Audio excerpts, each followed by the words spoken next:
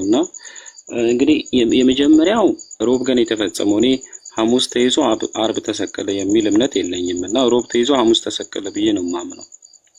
እና ሮብ ሲይዙት በጌቴሴማኒ ወይንም ዘወትር ወደሚጸልይበት ስፍራ ሲወጣ ሁሉም ተበትነዋል አዛ ታይም ማለት ነው።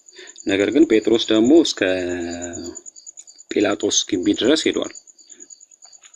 እንግዲህ ከዛ በኋላ ኢየሱስን ወታደሮቹ ያዙት፣ ይገባል ወደ ከርቸሌ ማለት ነው፣ ወደሚቀጠቅጡበት ስፍራ ይገባል።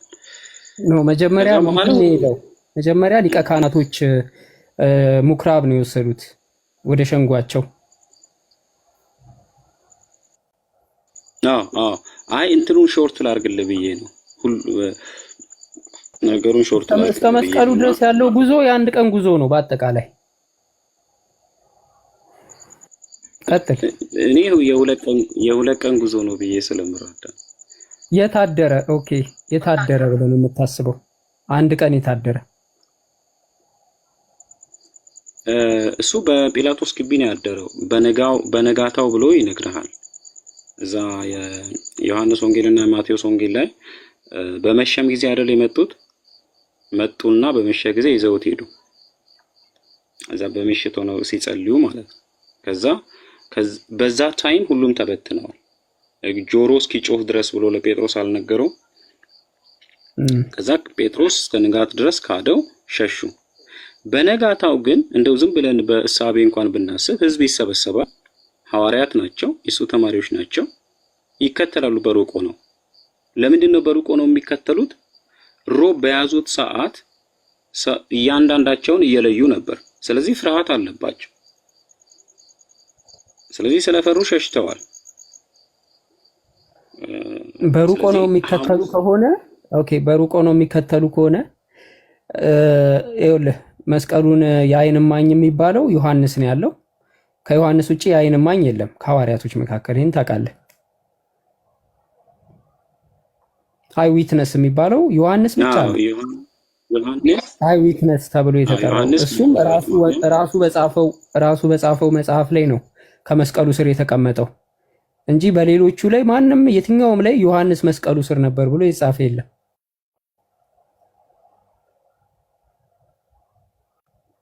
አንደኛ ራሱ ሲጽፍ እንኳን እነ ጴጥሮስን ሜንሽን ሲያደርግ እንዴት እንደተከተሉ እያንዳንዱን ዘግቧል። ርቀቱን፣ አከታተላቸው፣ መንገዱን ሁሉ የጴጥሮስን የዘገበው ራሱ ዮሐንስ ነው። ሌሎችም ሐዋርያቶች ዘግበዋል ጴጥሮስ እንዴት ሲከተል እንደነበረ እና እንደተመለሰ ከዛ በኋላ እንደሸሸ መጣ። ኢቭን ከየት እንደመጣ ራሱን አልዘገበም። አመጣጡን ወሰደና ራሱ መስቀሉ ስር ቁጭ አደረገ። ከየት እንደመጣ አይታወቅም፣ እንዴት እንደመጣ አይታወቅም። ከዛ ይወዱ የነበረው ደቀ መዝሙር ይልና ኢየሱስ ጋራ ዮሐንስ እንደተነጋገረ አድርጎ ራሱ ዮሐንስ እንደጻፈው ተደርጎ ዮሐንስ ወንጌል ላይ ተጽፏል። እኔ ምን ልል ፈልጌ ነው፣ ከነጭራሹ ዮሐንስ አልነበረም።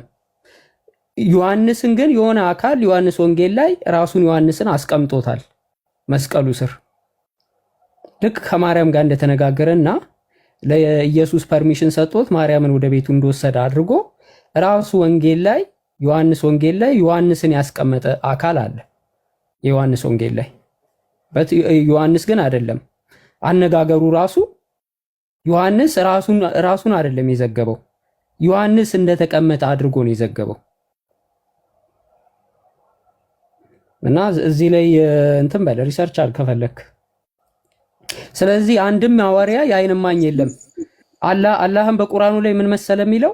አላህም በቁርአኑ ላይ እኔ ሞር ቁርአኑን እንዴት አክሰፕት እንደማደርግ ልንገር።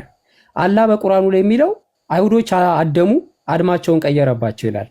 መርያም 3:54 ላይ ምንድነው? አይሁዶችና እንትኖች እነዚህ ወታደሮቹ ኢየሱስን ለመቅጣት ከወሰዱት በኋላ ያለውን ሁኔታ ሐዋርያቶች አያውቁም። ስለዚህ እነሱ ገለነዋል ብለው አይሁዶችና እነዚህ ሮማውያኖች ተመካክረው ኢየሱስን የገደሉት መስሏቸው ነበር። ነገር ግን በዛ ታይም ላይ ኢየሱስ ሳይሆን ሌላ ሰው ተለውጦባቸዋል፣ ተመስሎባቸዋል። ለምሳሌ በኦርቶዶክስ የሆነ አንድ ቀን አሳያቸዋለሁ። በኦርቶዶክስ መጽሐፍ ላይ ኢየሱስ ራሱን በአስማት ቀይሮ ሌላ ሰው አግኝተው ኢየሱስ መስሏቸው ሰቅለዋል ብለው የሚያምኑ ክርስቲያኖች ነበሩ። በኦርቶዶክስ መጽሐፍ ላይ ነው ያነበብኩት። አሳያለሁ። ቆይ ያው እንዳጋጣሚ ስለተነሳ ነው እንጂ አለ፣ ይታወቃል። አንዳንዶች ራሱ ኢየሱስ አስማትም ምንም ስለሚያደርግ ተአምራቶችንም ስለሚያደርግ ራሱን ቀይሮባቸው ራሱን አመሳስሎባቸው ሌላ ሰው ሰቅለዋል የሚል ግምት ያላቸው ሰዎች ነበሩ። ምንም ፕሩፍ ስለሌለ ሐዋርያቶች አልተከተሉትም። ማንም መስቀሉ ስላልነበረም ያየው ሰው የለም። የሰቀሉት የመሰላቸው ወታደሮቹና የነበሩት አይሁዳውያኖች ናቸው። ስለዚህ ሐዋርያቶቹ የዓይን እማኝ አይደሉም፣ ያየም የለም። ያንን ነው የምልህ እኔ። ጉድ አይዲያ፣ በጣም አመሰግናለሁ። አሁን ባልክበት ነገር ላይ ትንሽ ጥርሴን አጠንክሬ ነው ያነበብኩትና ሞር ሌላ ጊዜ እናወራበታለን ብዬ አስባለሁ። ስለ ምክርህና ስለ ሰጠኝ ዳይሬክሽንም አመሰግናለሁ። በጣም ተባረክልኝ። የኢየሱስ አምላክ የሆነው አላህ ይባርክህ። እና በዛ ላይ ሞር ሌላ ጊዜ በሰፊው አብራራለሁ በደንብ ማለት ነው። ሞር እንትን ሲሆን ይሄ ምንድነው ዲያሎግ ሲሆንና ሞር መረጃ አለኝ ብሎ ስታብራራ ደግሞ አንዳንድ ርዕሶች ጠንከር ወደሚል መንገድ ይገባሉና ብቻ ግን የዓይን እማኝ እንዳለ መጽሐፍ ቅዱስ በግልጽ ያብራራል። ያንን ነገር ደግሞ እንዴት ነው ቤሪያ ያየው፣ የተመለከተው፣ የገባው፣ የመረመረው፣ የተቀበለው የሚለውን ነገር ሌላ ጊዜ በሰፊው አብራራለሁ። እንደ አንድ ግን እምነት እንዳለው አምላክን እንደሚከተል ያም አምላክ ደግሞ ብቸኛ ነው ብሎ እንደሚያምን ሰው ለሰጣችሁኝ ቦታ ለሰጣችሁኝ ጊዜ እንዲሁም ደግሞ መልእክተኞችን ሁሉ ተቀብለናል ብላችሁም ጭምር እስከ ኢሳ ድረስ ማለት እኔ ከዛ በኋላ ያለውን አላምንም። እስከዛ ድረስ ላላችሁ ልብ ስፋትና መረዳት ተባረኩ። የኢየሱስ ክርስቶስ አምላክና አባት የሆነው አላህ ይባርካችሁ። ጃዬ ሰሊውት ብያለሁ። አዲስም እንዲሁ ሌላ ሰው ጥያቄ ያለኝ ጠይቀኝ፣ ችግር የለውም። ሰላም አለይኩም ወራህመቱላሂ ወበረካቱሁ። ያ ጀማዓ ሁላችሁንም ሰላም ብያለሁ። ወንድሜ መሐመድ ምናልባት እየተነጋገርክ ነበር፣ ጨርሰሃል ሐሳብ? አዎ እኔ ጨርሻለሁ። እንግዲህ ይምጣ። ያው እንግዲህ ጊዜ ይፈጃል እንጂ አጵሎስ ወንድማችን ይሆናል። በአንድ አምላክ አምልኮ ከኛ ጋር ህብረት አድርጎ ሌሎች ክርስቲያኖችን የማዳን ስራ ውስጥ አብሮን ይካተታል ብዬ ተስፋ አደርጋለሁ። እሱም ያገለግላል ብዬ ተስፋ አደርጋለሁ። ይህንን እድል መቼም ማጣት የሚፈልግ አይመስለኝም። ነብዩ መሐመድ ላይ ትንሽ ይቀረዋል። እዛ ላይ ጥናት አድርጎ አላህ እንግዲህ ልቡን እንዲከፍተው፣ እኛ ምንም ልብ ልንከፍተው አንችልም፣ ግን አላህ ልብን ከከፈተው ብዙ ሰዎችን ታድናለህ የሚል አይኔ ላይ የሚታየኝ ነገር አለ። ለማንኛውም አመሰግናለሁ፣ ጨርሻለሁ። እሺ ባረከላሁ ፊክ ወጀዛከላሁ ኸይር። ቤሪ ግን ሰላም ብያለሁ።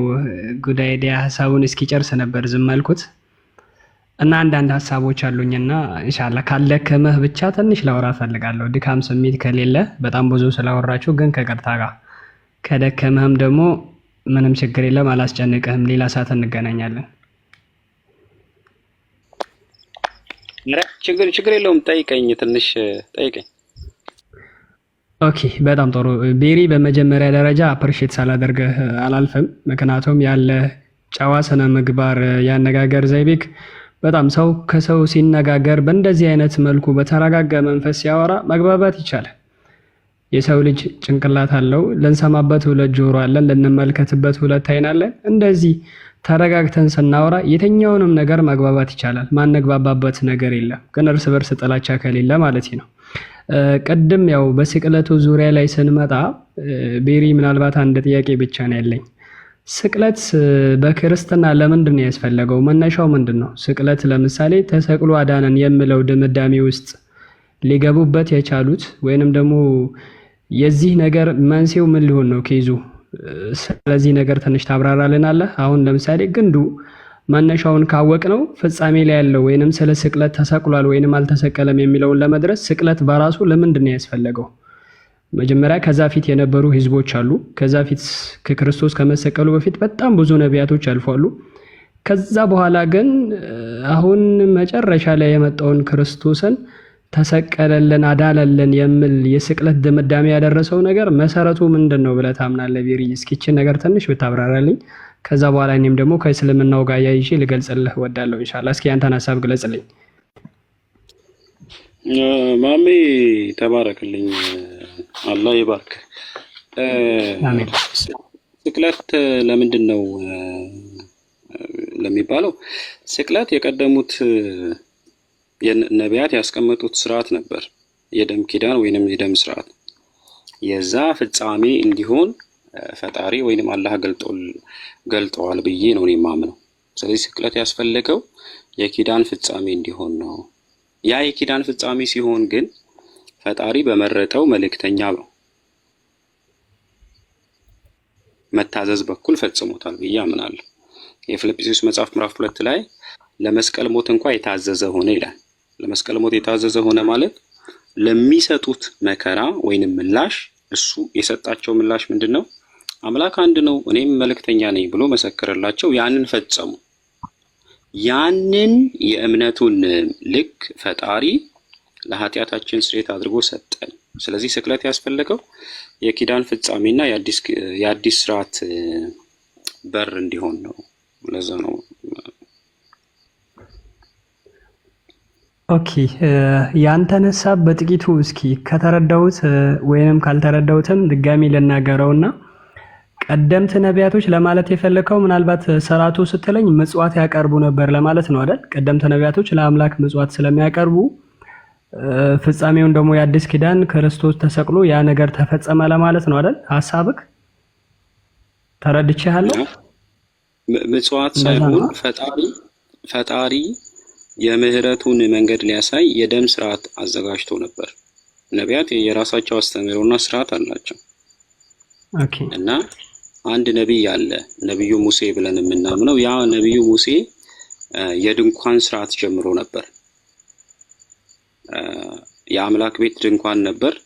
በድንኳኑም ደግሞ የሚፈጸም የኃጢአት ስርየት ነበር እና ያን ስርዓት የሰጣቸው አምላክ ነው። ይሄንን የአስተምሮ ስርዓት የምናገኘው ደግሞ እስራኤላውያን በዘር ወይንም በነገድ ደግሞ አይሁድ ተብለው ከሚጠሩት መካከል ነው። ስለዚህ የዛ ነቢይ የጀመረው ስርዓት ፍጻሜ ማለት ነው። የዛ ነቢይ ደግሞ ስርዓቱ ቀጣይነት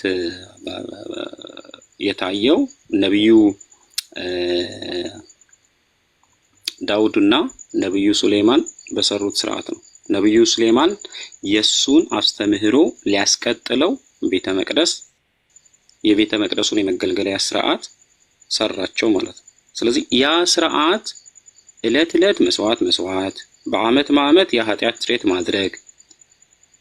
ማድረግን ፈጣሪያችን አላህ ወይንም እግዚአብሔር በአንድ ስርዓት ሊፈጽመው ወይንም ገደብ ሊያበጅለት የክርስቶስን መስቀል ተጠቀመው። ክርስቶስ እንደ ማንኛውም ነቢይ እንደቀደሙት ነቢያት የሚሰቀል ነብይ ነበር፣ ገለውት የሚተዉት ማለት ነው። ነቢያትን የመግደል የነሱ ልማድ ነው። እሱን መረጠው ነው። የክርስትና እምነት እሱ የቀደመ ዕውቀት ስለነበረው የሱን መከራ የጥበቡ መንገድ አድርጎ አሳየው፣ መረጠው ነው የክርስትና እምነት። ስለዚህ ነብዩ ሙሳ ለጀመረው ከአምላክ ለተቀበለው ስርዓት ፍጻሜ ወይንም አዲስ ስርዓት እንዲሆን ነው መስቀሉ የተመረጠው። ኦኬ በጣም ጥሩ። ግን ያው ትንሽ ያንተ አረዳድ ለኔ ከሌላ ክርስቲያኖች በጣም ትንሽ ለየት ብሎብኛል። እሺ ይሁን፣ ችግር የለም። እሺ ተረድቻለሁ ያንተን ሐሳብና የራሴን ሐሳብ ላስቀምጥልህ። ምናልባት ከዚህ በፊት ከብዙ ክርስቲያኖች ጋር ንግግር ስናደርግ አንተ በገለጽከው መልኩ አይደለም ገልጹት። አብዛኛቸው የሚያነሱት ከአዳም ኃጢአት ጋር ያይዞ ነበር የክርስቶስን ስቅለት የሚያያይዙት እንጂ አንተ እንዳልከው ቀደምት ህዝቦች ነቢያቶችን መግደል ስለለመዱ ወይንም ደግሞ የመግደል እንትን ስላለባቸው ሳይሆን ክርስቶስ መጀመሪያም የመጣው ራሱ እግዚአብሔር አምላክ ከልጅ ልጅ ተወልጄ ያድንሃለሁ ብሎ ቃል ኪዳን ስለገባለት ለአዳም ያንን ቃል ሊፈጽም ወደ ምድር ስለመጣ ተሰቅሏል ብሎ የሚያምኑ ክርስቲያኖችን ነው ብዙ ጊዜ የማውቀው። አንተ በገለጽከው መልኩ ብዙ ክርስቲያን አልገለጸልኝም። ያም ሆነ ይህ እስኪ በዚህ ዙሪያ ላይ አንድ ሐሳብ ልግለጽልህ። እኛ ሙስሊሞች የሰው ልጅ እኩል ክርስቲያኖች እንደሚያምኑ እኛ ሙስሊሞችም የሰው ልጅ ኃጢአት ይሰራል፣ ኃጢአተኛ ይሆናል። ግን ልዩነታችን ምንድነው? ኃጢአት ሙስሊሙም ሆነ ክርስቲያኑ ኃጢአት ሲሰራ እኛ ሙስሊሞች የምናምነው ያ ኃጢአቱ ይቅር የሚባለው መሐርታን የሚያገኘው ራሱ ተጸጽቶ ወደ ፈጣሪ ሲመለስ እንጂ በሱ ቦታ ወይ ሌላ ሰው ተሰቅሎለት ወይ ሌላ ሰው ደም አፍስሶለት ወይንም በሌላ መልኩ ደም አፍስሶ አይደለም። እኛ የምናምነው ምንድነው? ጌታችን አላህ ወይንም ኃያሉ ጌታ አምላክ ምን ነገር አስቀምጧል መሰለህ? ወኢዛ ሰአለከ ኢባዲ ባሮቼ ወይንም የኔ ፍጥረቶች ስለኔ በጠየቁህ ጊዜ ወኢዛ ሰአለከ ኢባዲ ዐኒ ፈኢኒ ቀሪብ እኔ በጣም ቅርብ ነኝ ለባሮቼ ወይንም እኔ ለፈጠርኳቸው ፍጥረታቶች እኔ በጣም ቅርብ ነኝ ብለህ ነገራቸው። ወኢዛ ሰአለከ ኢባዲ ዐኒ ፈኢኒ ቀሪብ ኡጂቡ ዳዕወተ ዳኢ ኢዛ ደዓኒ ፈልየስተጂቡ ሊ ወሊዩእሚኑ ቢሂ ለዐለኩም የርሹዱን አለ። ባሮቼ እኔን የጠየቁኝን ነገር ልሰጣቸው ወይንም ደግሞ ጥፋትም አጥፍቶ እኔን ከጠየቁኝ መሐርታ ከጠየቁኝ እኔ የነሱን ዱዓ እኔ እሰማለሁ እኔ እቀርላቸዋለሁ ብሎ ቃል ኪዳን ገብቷል ጌታችን አላህ። ይህ ማለት አንተና እኔ ኃጢአት እንሰራለን። የሰው ልጅ ሆኖ ኃጢአት ማይሰራ ሰው የለም። ልክ ኃጢአት ስንሰራ ጌታችንን ይቅርታ ስንጠይቀው ይቅር ባይ ጌታ ነኝና መሐርታ አድራጊ ነኝ ጌታ ነኝና ይቅር እላለሁ እኔ ለባሮቼ ቅርብ ነኝ የሚል ቃል ኪዳን ገብቷል። ሁለተኛው ምን አለ? ዑዱዑኒ አስተጂብ ለኩም እኔን ከለመናችሁኝ አለ ጌታችን አላህ በሱ አምነ ይቅር ባይ ጌታ መሆኑን አውቀ የሱን አምላክነት ተቀብለ በነቢያቶቹ አምነ ባዘዘ ታዘ ከተገኘ ኡድዑኒ አስተጂብ ለኩም ለምኑኝ የእናንተን ልመናን ይቀበላለሁ ብሏል። ያ ስለሆነ ምን አናረግም? በእኛ ቦታ ለእኛ ኃጢአት ሌላ ሰው ተሰቀለልን የሚለውን መስፈርት አይቀበልም። ምክንያቱም ሌላ ሰው እንዲጠየቅበትን ፍቃድ አንሰጥም። አምላካችን አላህ ልክ በቁርአን ላይ ምን የሚል ነገር አስቀምጧል? መን ኢህተዳ ፈኢነማ የህተዲ ሊነፍሲ የተመራ ሰው የሚመራው ለራሱ ብቻ ነው። የተሳሰተም ሰው የሚሳሰተው ጉዳቱ በእርሱ ላይ ብቻ ነው። ወላ ተዚሩ ዋዚረቱ ዊዝራ ኡኽራ ወማ ኩና ሙዐዚቢን ሐታ ነብዐሰ ረሱላ ይላል። ይህ ማለት አንድ ሰው ጥፋት ቢያጠፋ ወይንም ስህተት ቢሰራ ስህተቱ በእርሱ በራሱ ላይ ብቻ ስለሚሆን ቃናውን መንገድ እንኳን ቢመራም ያ ለራሱ ብቻ ስለሆነ በአንዱ ጥፋት ሌላኛው የምትጠየቅበት ጉዳይ የለም። ይህ ስለሆነ ለአንዱ ተሰቅሎ የሚያድንበት ምክንያት የለም። ያጠፋው ሰውዬ ራሱ ወደ ጌታው መንገድ ቅርታና መሐርታን እስካልጠየቀ ድረስ ያንዱን ወንጀል የአባቴን ወንጀል እኔ አልሸከምም፣ ያንን ኃጢአት ለኔ ይቅር እንዲባልልኝ ለኔ ሌላ ሰው መሞት የለበትም ጌታዬ ዘንዳ። ምክንያቱም ነገ የውመል ቂያማ ራሱ አላህ ፊት ወይንም ፈጣሪያችን ፊት ስንቀርብ እያንዳንዳችን የምንጠየቀው በስራችን ነው። ለምሳሌ ቤሪ እዚህ ምድር ላይ እንኳን የሆነ ወንጀል ብሰራ ቅጣት ብሰራ ጥፋት ብሰራ አንተ ቤሪ ትጠየቃለህ እንጂ ላንተ ወንጀል እኔ መሰቀል አይጠበቅብኝም፣ ላንተ ወንጀል የኔ ደም መፍሰስ የለበትም። ያ ከሆነ ምን ይባላል? ፍትሃዊ ዳኛ አይደለም ተብሎ ይከሰሳል። ምክንያቱም አንዱ ባጠፋው ሌላኛው እንዴት ይጠየቅበታል የሚል አመለካከት አለ። አምላካችን አላህ በሌላ አንቀጽ ላይ ራሱ ምንድነው ያለው? ቁል ላ ቱስአሉና አማ አጅረምና ወላ ኑስአሉ አማ ተዕመሉን። ልክ ሱረቱ ሰባ ላይ ቁጥር 25 ላይ ካጠፋነውም ጥፋት አትጠየቁም ከምትሰሩትም ስራ አንጠየቅም ባላቸው። ያ ማለት ቀደምት ህዝቦች እንኳን ጥፋት ቢሰሩ ወንጀል እንኳን ቢሰሩ እኛ እነሱ ከሰሩት ስራ ላይ ምንም የምንጠየቅበት ጉዳይ የለም። ለምን? ከወንጀሉ ጋር ተባባሪ አይደለንም። አብረን ባልሰራነው ነገር ላይ አብረን ባላጠፋነው ጥፋት ላይ ወንጀለኛ ሆነን የምንጠየቅበት ጉዳይ የለም። እኛ ራሱ አሁን ከምንሰራው ስራ ወንጀለኛም ሆነን ጽድቅም ሰራን ጻድቅም ሆነን እኛ ራሳችን እንጂ የምንወጣበት ያለፉ ህዝቦች በእኛ ላይ የሚጠየቁበት ነገር የለም። ምንም በእኛ ጉዳይ ላይ አይጠየቁም። ይህ ማለት አንድ ሰው ባጠፋው ጥፋት ሌላ አይጠየቅም። ይህ ሐሳብ ትክክል ከሆነ ደግሞ ምን ክርስቶስ ለኛ ተሰቅሎ አዳነን የሚለው ነገር ምን ይሆናል? ውድቅ ይሆናል። ኃጢአት የሚሰራው ሰውዬ ራሱ ይጠየቅበታል እንጂ እኛ እንዴት በሱ ነገር ላይ እንጠየቅበታለን? አላየነውም፣ አልሰማነውም። በነገራችን ላይ ይህ ሐሳብ ቀጥታ አሁን ሙሴ ራሱ አስተምሮታል እንደ መጽሐፍ ቅዱስ አስተምሮ። ለምሳሌ ሕዝቅኤል 18:20 ላይ ተመልክተው ከሆነ ስለ ኃጢአት አስመልክቶ ሙሴ የተናገረውን ንግግር ብትመለከተው ኃጢአትን የምትሰራ ነፍስ እርሷ ትሞታለች አለ። ማን ይሞታል? ኃጢአት የምትሰራዋ ነፍስ እርሷ ትሞታለች። ልጅ የአባቱን ኃጢአት አይሸከምም፣ አባትም የልጁን ኃጢአት አይሸከምም። የጻድቁ ጽድቅም በራሱ ላይ ይሆናል፣ የኃጢአተኛው ኃጢአትም በራሱ ላይ ይሆናል አለ። ሙሴ ምን እምነት ነበረው? ልክ እንደኛው አንድ ሰው ኃጢአት ሲሰራ የሚጠየቀው እሱ ነው እንጂ በሱ ቦታ ሌላ ሰው አይጠየቅም ነው። አባቱ እንኳን ኃጢአት ቢሰራ በአባት ፋንታ ልጅ አይጠየቅም። ልጅ እንኳን ኃጢአት ቢሰራ በልጅ ፋንታ አባት አይጠየቅም የሚል እምነት አለው። ይሄ የሙሴ እምነት ነው። ሕዝቅኤል 18:20 ላይ መጽሐፍ ቅዱስ ላይ ተቀመጠ ነው። አብዛኛው ክርስቲያን ወገኖች ይህንን ጥቅስ አይቀበሉትም። በነገራችን ላይ በጭራሽ አይቀበሉትም። ግን እኛ ሙስሊሞች 100% ላይ እንስማማበታለን። እና ኤርሚያስ 31:30 ላይ መጽሐፍ ቅዱስን ድምጽ አለ ማሚ አፉን ይሰማል። እሺ ጃ ቀጥል ኢንሻአላህ። አይደለም እንቀጥላ እንዳትደክም ብዬ ነው። አንተ አሁን በምታወራው ነገር አጵሎስ አያምንም። የውርስ ኃጢአት ምናምን ኢየሱስ ክርስቶስ ለእኔ ብሎ ሞቷል ብሎ አያምንም እሱ። አይ ቅድም አምናለሁ ብሎ እኮ ነው እዛ ላይ ነው በስቅለቱ አምናለሁ ሲል የሆነ ጊዜ አውርተን ከሱ ጋር ምን ደረስን መሰለክ? እሱ ልክ እንደ ነቢያቶች ተገደለና ይቅርታ አድርግልኝ መገደሉን ለጽድቅ ቆጠረልኝ እግዚአብሔር ብሎ ነው የሚያምነው እንጂ ለእኔ ብሎ ለኃጢአት የተሰቀለ ብሎ አያምንም። ትክክል። ቅድም እኮ እንደዛ ነው ያልኩት፣ ከክርስቲያኖች ይለያል የሱ ያልኩት ለዛ ነው። አዎ ነግሮኛል እሱንማ። እና ይሄ ለኃጢአቴ ሞተልኝ ምናምን ነገር ብሎ አያምንም። ለእኔ ኃጢአት ሲል ሊሰቀል ነው የመጣውን ብሎ አያምንም እሱ። ሊሞት ነው የመጣውን ብሎ አያምንም እሱ። እግዚአብሔር ቃል ኪዳን ገብቶ ከልጅ ልጅ ተወልጄ አድንሃለሁ ወይ ለኃጢአቴ ተሰቅሏል ብሎ አያምንም ክርስቶስ። ግን ክርስቶስ እስከ ሞት ድረስ እንደ ነቢያቶች መታዘዙ እስከ ሞት ድረስ መታዘዙ እንደ ጽድቅ ተቆጠረና ይሄ ጽድቅ ለሱ የተቆጠረው ጽድቅ ለኛም ተቆጠረልን ነው። ይሄንን ነው የሚያምነው እሱ።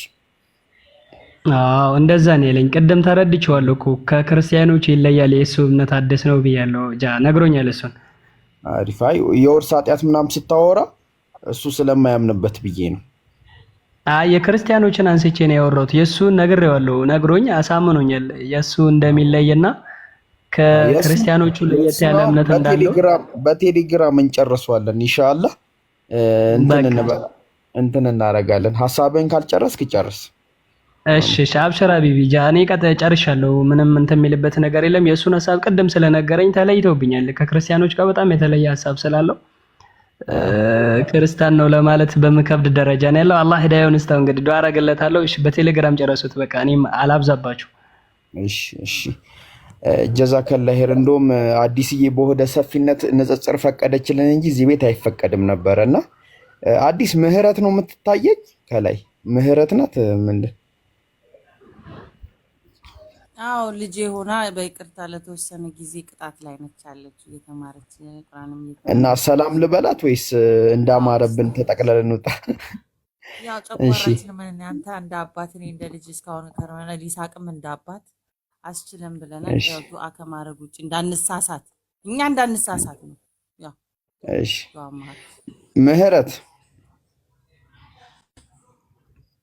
ምህረት አለሽ? እንዴት ነሽ? ሰላም ነሽ? እንተዋወቃለን እንዴ ከኔ ጋር?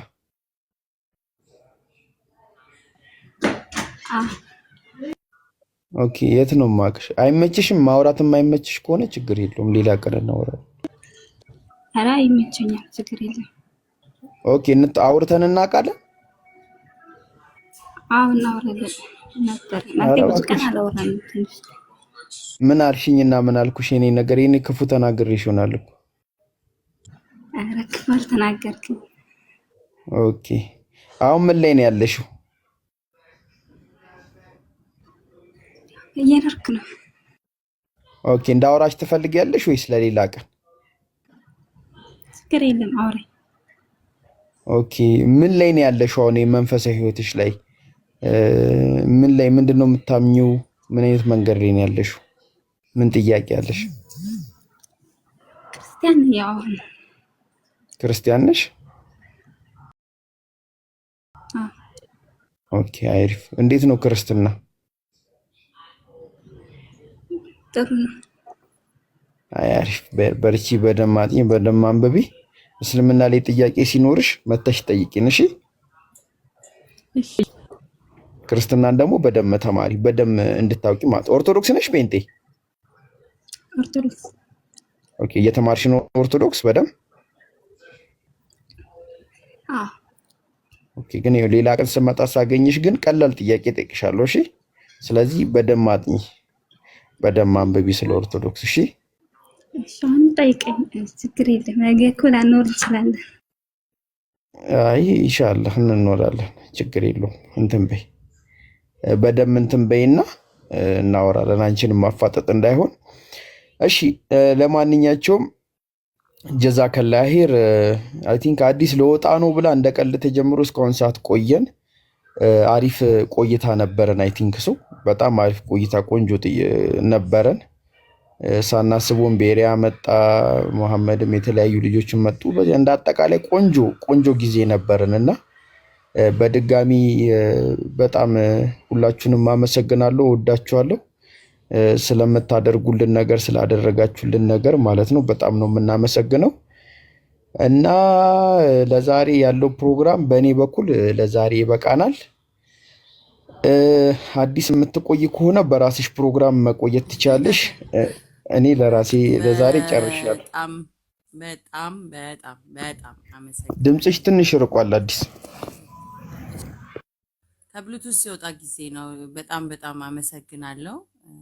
ፈጣሪ ያክብርልኝ፣ ለሌሎቻችሁም አላህ ያክብርልኝ።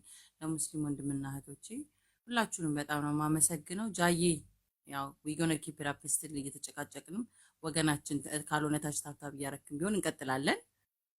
ካልሆነ ያው ሞጣቢት ምናምን ልካለው በትርፍ ጊዜ እዛ ሄደ ትንሽ ካልሆነ ቦታ እንደ ምርጫ ነው። በሰላም የምንቀጥል ከሆነ በዛ እንቀጥላለን።